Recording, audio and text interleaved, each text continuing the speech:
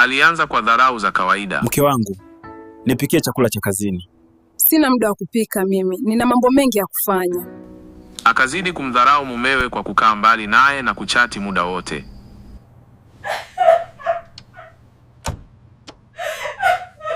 Mumewe akamfumania. Akamuingiza mumewe kwenye mtego wa kutekwa na mchepuko. Kisha mchepuko akamwambia maneno haya kabla ya kumuua.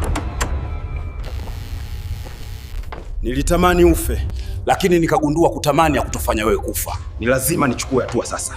Siri ikafichuka juu ya mauaji haya. Ndugu zangu, nisameheni kama nimefanya makosa, lakini kama nikipotea au kufa ghafla, tafuteni majibu ndani ya flash hii.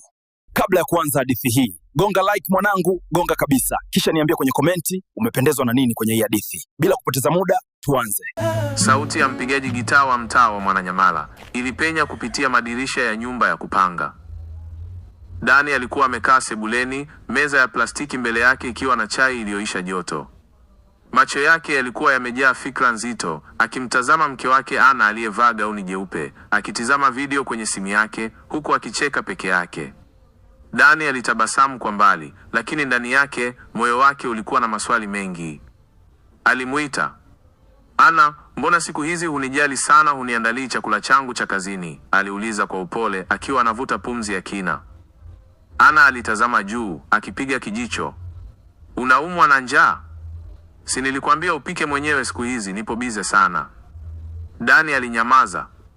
Ilikuwa sio mara ya kwanza kusikia jibu kama hilo, lakini leo lilimuumiza tofauti. Tangu Ana apate kazi ya kuuza nguo Kariakoo, tabia yake ilibadilika. Akili yake ilianza kuchanganywa na manukato ya bei ghali, marashi ya wanaume wa mjini na vicheko vya video za WhatsApp visivyoisha. Baada ya sekunde kadhaa, mlango uligongwa. Dani alinyanyuka taratibu. Alifungua na kukutana uso kwa uso na kijana mmoja mrefu, mwenye mionekano ya kistaarabu, suruali ya kitambaa na t-shirt. Samahani bro, Ana yupo? Aliuliza kijana yule, bila hata kumwangalia Dani usoni. Dani alikodoa macho. Wewe nani? Ni jamaa yake wa kazi Kariakoo. Kuna mzigo wake amesahau kazini. Jibu hilo lilitosha kuuvuruga moyo wa Dani.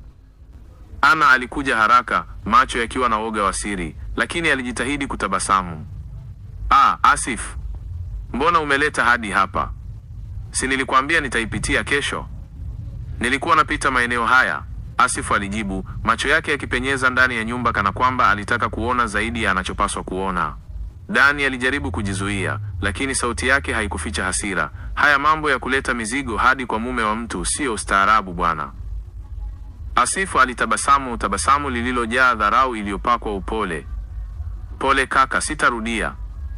Alipoondoka, Dani alibaki amesimama mlangoni akimwangalia Ana kwa macho yaliyojaa maswali mazito kuliko siku zote.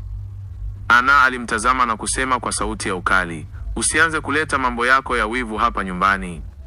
Huyo ni jamaa wa kazi tu. Lakini moyo wa Dani haukukubali jibu hilo. Usiku huo, alilala kitandani peke yake, Ana akiwa sebuleni akicheka na simu yake hadi saa 9 usiku. Alijua kuna jambo linaendelea, lakini hakujua kuwa hilo ni toleo dogo tu la msimu wa maangamizi. Mwanzo na mwisho wake ulikuwa unachorwa kimya kimya, kwenye vicheko vya Ana na hatua za Asif. Lakini Dani hakuwa mwepesi. Alianza kuchunguza. Na kilichoanza kama mashaka ya mume, kiligeuka kuwa vita ya nafsi ndani ya mwili wa Dani. Siku iliyofuata, Dani aliamka mapema, kabla ya jua kuchomoza. Alivaa suruali ya jeans na tisheti ya kijivu, akaweka daftari dogo mfukoni. Lengo lake halikuwa kwenda kazini kama kawaida. Leo alikuwa na mpango tofauti, kufuatilia mienendo ya Ana. Alimwacha Ana amelala, akazima simu yake na kutoka kimya kimya. Alijua kuwa Ana huwa anaondoka nyumbani saa 2 kamili asubuhi kwenda Kariakoo, lakini kwa wiki kadhaa sasa, amekuwa akirudi jioni akiwa na marashi ya kigeni na pesa zisizojulikana zilikotoka. Dani alisimama kona ya mtaa, akisubiri. Saa 2 kasorobo, Ana alitoka akiwa amependeza ajabu, gauni fupi lenye miraba mirefu na viatu virefu vya ofisini. Alijipulizia manukato, akaingia kwenye bajaji aliyokuwa ameagiza. Dani alichukua bodaboda na kumfuata kwa mbali. Haikuchukua muda kugundua kuwa Kariakoo sio alikoenda. Bajaji ilipitia mtaa wa Makumbusho, ikazunguka hadi eneo la Kinondoni na kusimama mbele ya hoteli ndogo ya kificho yenye jina lililofutika kutokana na uchakavu wa muda. Dani alishuka kwenye bodaboda kwa mbali na kujificha nyuma ya kibanda cha wakala. Alimuona Ana akilakiwa na Asif, yule jamaa wa mizigo. Walikumbatiana kana kwamba wameishi pamoja miaka 5. Kisha wakapotea ndani ya hoteli. Dani aliketi chini akijitahidi kuzuia machozi. Uvumilivu wake ulikuwa umevunjwa. Alirudi nyumbani akiwa na huzuni, lakini pia na mpango mpya wa kuchunguza kila kitu kwa kina. Alitaka ukweli wote, hadi ukweli wa mwisho. Baada ya kugundua usaliti, Dani hakuvaa huzuni kama vazi la kuonekana. Aliamua kutulia, kucheka kama kawaida na kuwaona wote kana kwamba hana habari. Alijua kuwa haraka ni sumu kwenye mipango ya ukweli. Alikuwa mwerevu zaidi ya walivyodhani. Alianza kuchunguza simu ya Ana kila alipopata nafasi. Akagundua majina ya bandia kwenye orodha ya simu: Beatrice, mama wa stationery, chizi wa pwani, majina yaliyokuwa na ujumbe wa mapenzi wa kutosha kutikisa moyo wa mwanaume yoyote. Siku moja Ana alisahau simu ikichaji sebuleni. Dani akaichukua na kufungua WhatsApp. Aliona voice note kutoka kwa Asif. Leo usiwe na shaka, nimemalizana na mama mwenye nyumba. Chumba cha nyuma kipo. Kesho tutakutana saa 3 kama kawaida.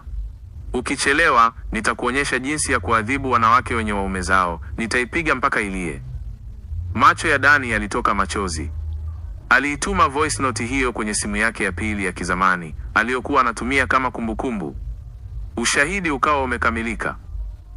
Jioni ile alirudi nyumbani, Ana akiwa anapika wali na samaki. Dani alitabasamu akamkumbatia. Mpenzi, nimekupa muda sana usiku wa leo. Nataka tuketi tuangalie sinema tu kama zamani. Ana alikubali kwa tabasamu, lakini ndani ya moyo wake hakuwa na amani. Dani alianza kuwa kimya sana. Na kimya cha mwanaume mwelevu ni harufu ya mvua ya radi kali na mawe. Ilikuwa usiku wa Jumamosi.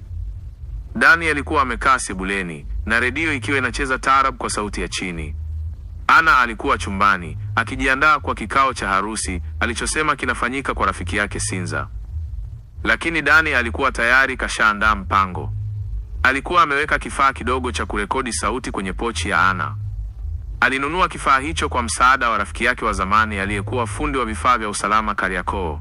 Alipomsindikiza mke wake mlangoni, alimkumbatia na kunong'ona, safari njema mpenzi, usichelewe. Aliporudi ndani, Dani alifungua redio na kuketi kimya. Dakika zilipita haraka mara masaa. Saa 6 usiku, Ana hakurudi. Saa 8 bado hakuwa nyumbani.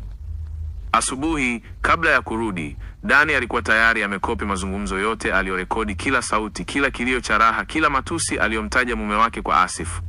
Alisikiliza kila kipande huku akitetemeka kwa hasira, lakini hakuangua kilio. Alinyamaza.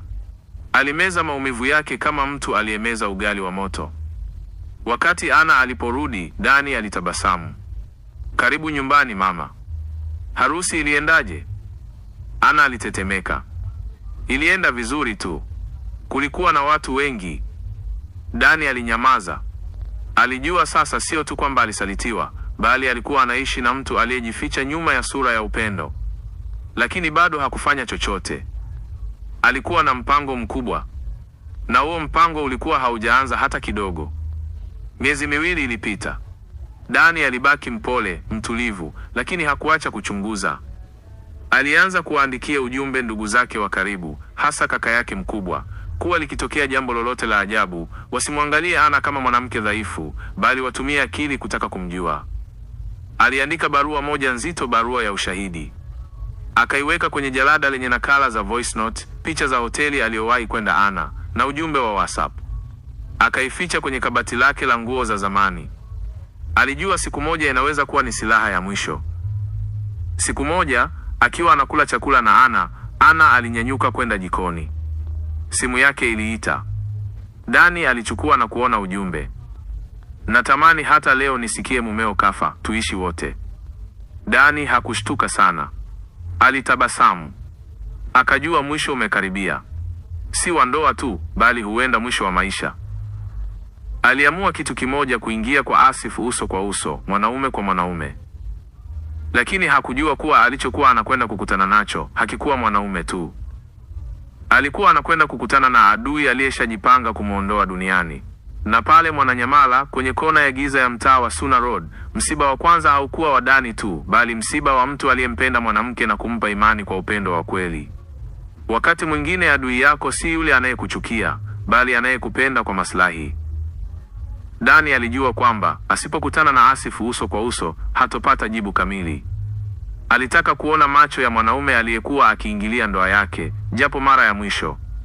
Alichukua namba ya Asif kutoka kwenye simu ya Ana.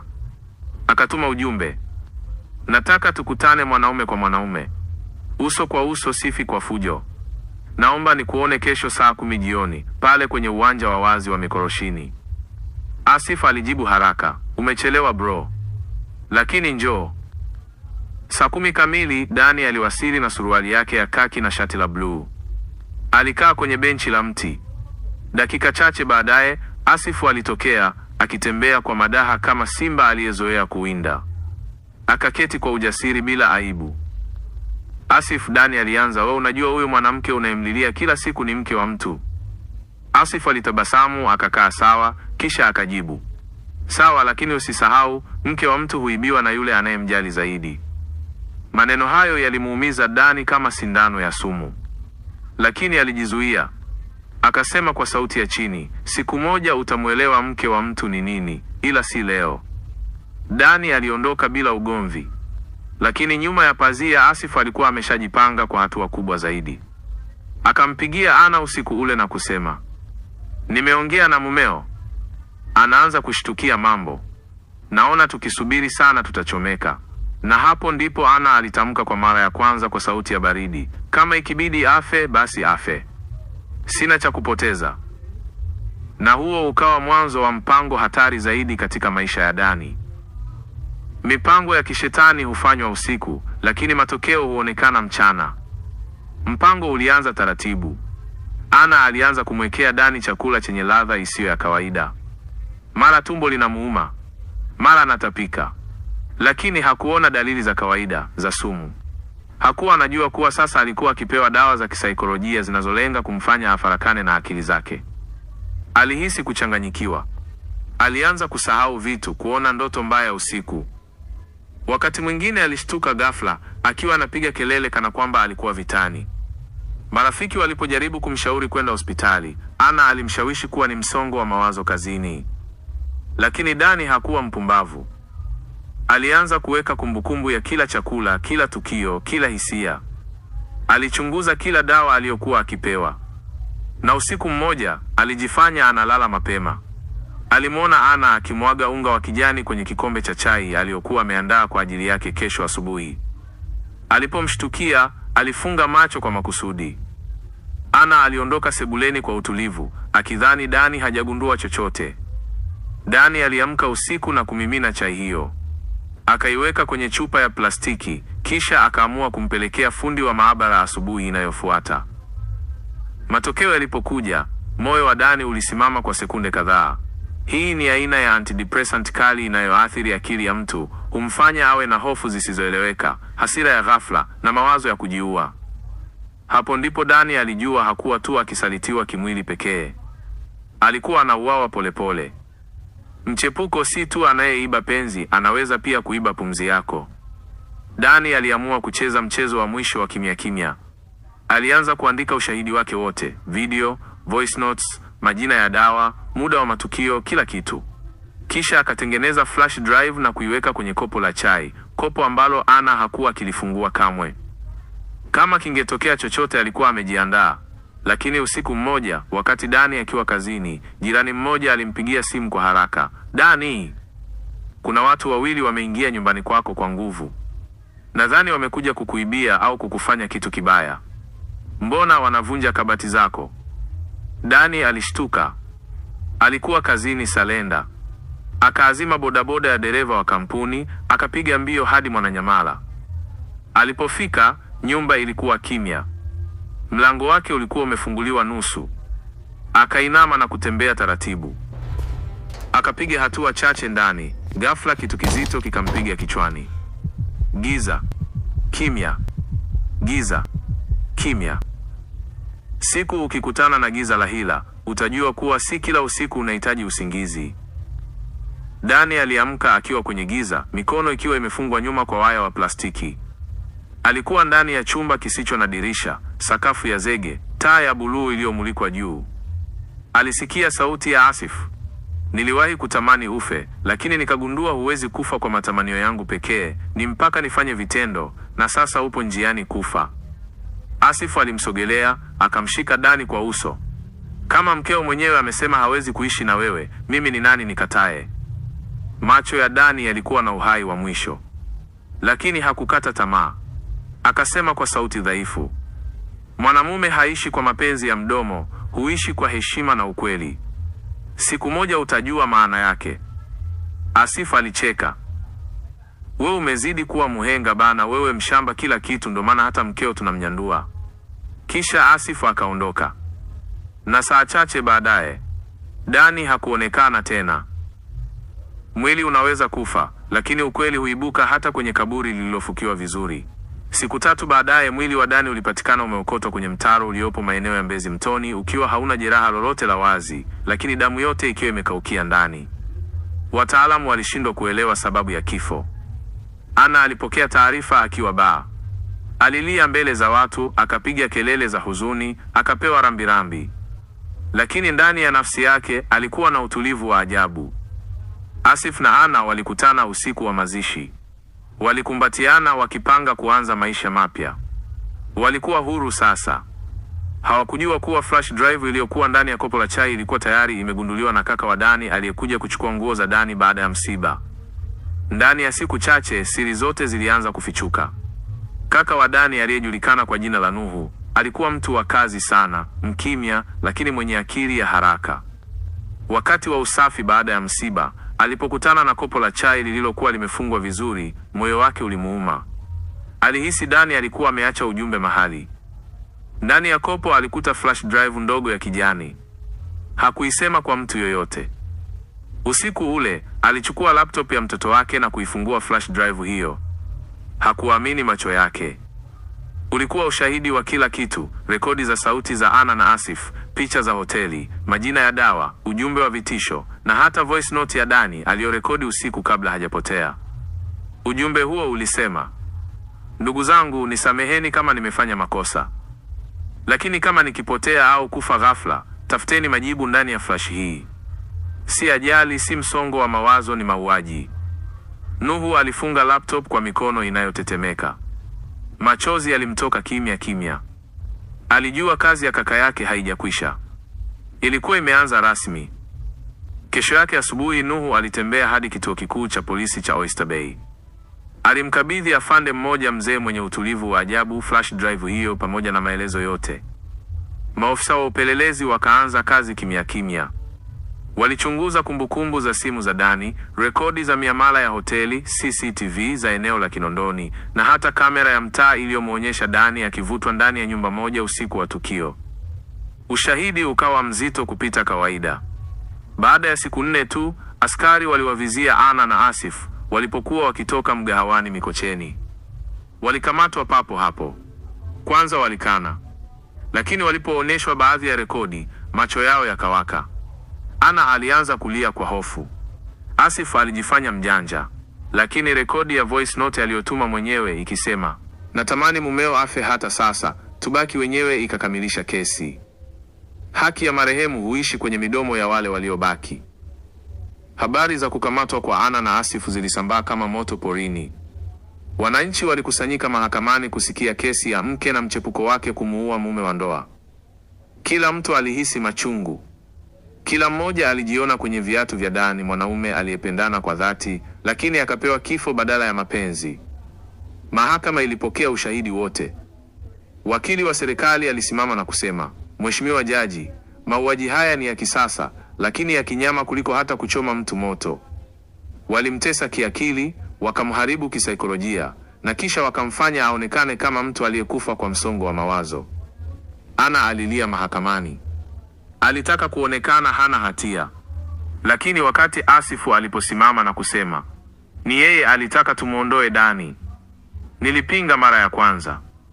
Watu wote walipumua kwa mshangao. Anna akatetemeka. Alitaka kukataa, lakini sauti ya Asifu ilizika kila hoja. Wote wawili walikosa huruma.